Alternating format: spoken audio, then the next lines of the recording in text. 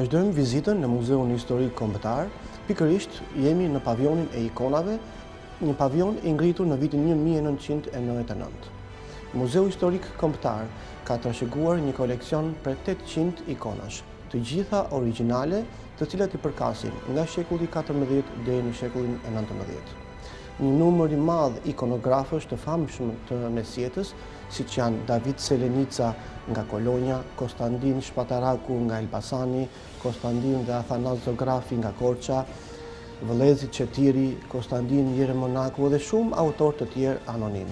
Por, më i njohur i ndër ta është Onufri, një aktivitet të gjerë si në Shqipëri, ashtu dhe Maqedoni dhe Greqi. Në këtë pavion kemi të ekspozuar një ikonë nga Onufri, të tjerët janë në Muzeun Onufri të qytetit të Beratit.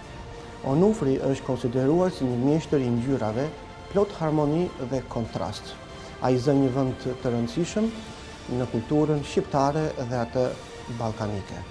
Ky ikonograf i shekullit të 16 ka ndikuar fuqishëm në zhvillimin e mëvonshëm të artit pas bizantin në Shqipëri. Veprat e Onufrit janë realizuar me tonalitete pikante një ngjyrëshe, siç është e kuqja e tij, e cilësuar e papërsëritshme nga kritikët më të shquar të artit botëror. Ky mjeshtër i ikonografisë herëherë ka thyer kanonet e artit bizantin të pikturës, duke futur elemente jetësore në punët e tij dhe duke u bërë kështu themeluesi i shkollës shqiptare të ikonografisë. Në muze kemi të ekspozuar dhe ikonostasin e kishës së Shën Gjon Vladimirit në Elbasan, portalin e së cilit juve e keni parë gjatë mesjetës shqiptare. Gjatë regjimit komunist ishte ndaluar të praktikimi i fesë, pra ishte ndaluar mbajtja e objekteve të tilla siç ishin ikonat. Kjo ikonë që juve shikoni është përdorur duke si një portë e një stalle.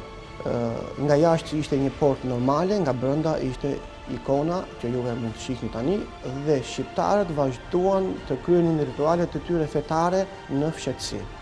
Çdo ikonë përmban një histori në lidhje me fenë që i përkasin. Për shembull, në këtë ikonë, i quajtur Fjetja e Shënmërisë, një jo besimtar dëshironte të verifikonte nëse Shënmëria ishte e virgjër. Në atë moment shfaqet ëngjëlli për t'i prerë duart, pra për të dhënë mesazhin që është një gjë që nuk lejohet, nuk duhet zbatuar. Gjithashtu, nëpër ikonat, aty ku duket dhe Jezu Krishti, mund të dalloni një simbol. Me gishtin e 4 dhe të madh, dorës së djathtë, formohet një kryq i vogël. Tre gishtat e tjerë tregojnë Trinin, Atin, Birin dhe Shpirtin e Shenjtë. Nga njëra anë duket Alfa, nga ana tjetër Omega, gërma e parë dhe gërma e fundit e alfabetit grek, fillimi dhe fundi i jetës, dhe prifti i bën besimtarëve në këtë formë. Zhvillimi i fushës së ikonografisë u ndërprej gjatë pushtimit osman, por rifilloi në shekullin e 16. Në Berat u hap një shkollë për të përgatitur ikonografët e ardhshëm dhe Onufri ishte një mësues në këtë shkollë. Gjithashtu mjaft i famshëm ishte edhe djali i tij, Nikolla. Ikonat shqiptare ndryshojnë nga ato të kishës ortodokse ballkanase, nga stili dhe nga ngjyrat e përdorura.